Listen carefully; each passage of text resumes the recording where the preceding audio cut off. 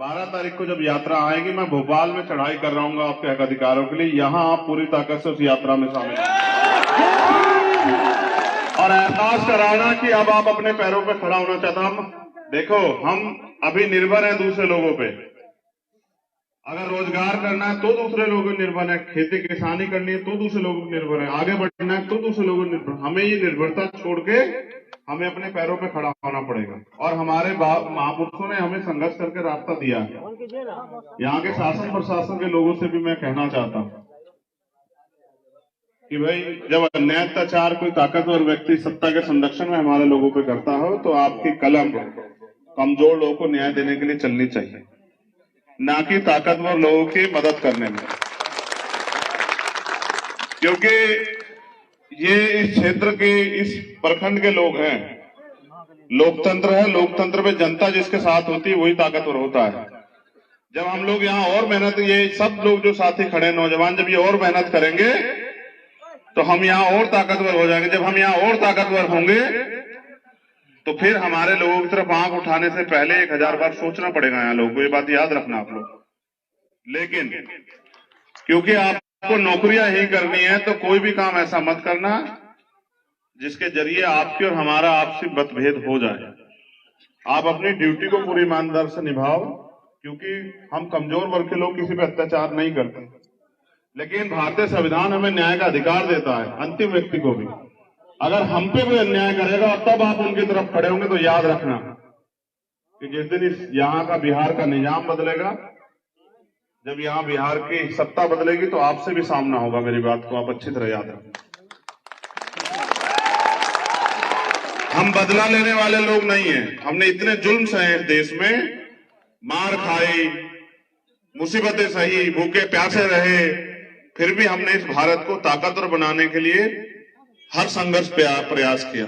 जो ताकतवर लोग आप शहरों में देखते हो ना, उनके मकान हम लोग बनाते हैं।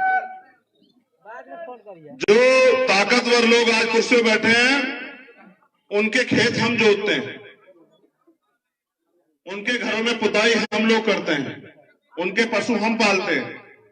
लेकिन क्योंकि यहाँ इंसानों का कर्म का सम्मान नहीं, यहाँ पैसे वालों का सम्मान है, इसलिए हम लोग बेइज्जत होते हैं। लेकिन मैं आपसे निवेदन करता हूं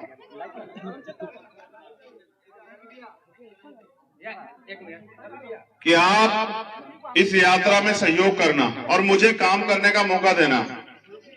आप एक बात का जवाब दो पूरी ईमानदार से, क्या अमीर लोग गरीबों के चाहते हैं? क्या अमीर लोग गरीबों के लिए लड़ रहे हैं? क्या अमीर लोगों को गरीबों के दुख तकलीफ से कोई दुख होता है? उनके ऊपर कोई फर्क पड़ता है? आपके घर में रोटी नहीं है, अच्छा मकान नहीं है, अच्छा इलाज नहीं मिल रहा है, पीने को साफ पानी नहीं है, बिजली नहीं है, सुविधाएं नहीं है, इससे गरीब अमीरों को फर्क पड़ा आज तक? तो गरीबों को तो पढ़ना चाहिए ना। कब तक इस अपने प्रदेश में बेसहारा जीते रहोगे? तुम्हारा मन नहीं करता कि तुम भी जो है ताकतवर बनो? बताओ, करता है नहीं करता है? कितने लोगों को करता है? हाथ उठा के बताना। ये बहनें बताओ, क्या स्वाभिमान सम्मान के साथ जीने का मन नहीं करता है?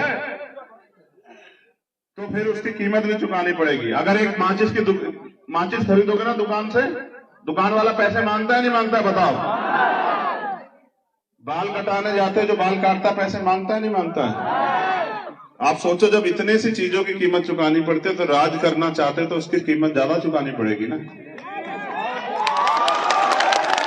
बाबा साहब अम्बेडकर ये कहते थे कि बलि बकरों की दी जाती है, 100 दिन बकरों की तरह जीने से अच्छा है एक दिन शेर की तरह जीने।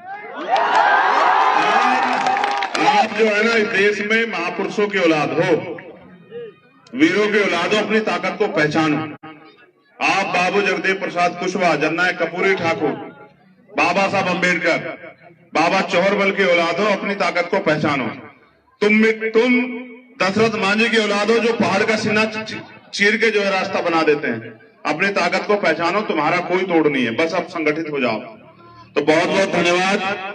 जय भीम, जय भारत, जय श्री राम। और मेरा वादा आपसे,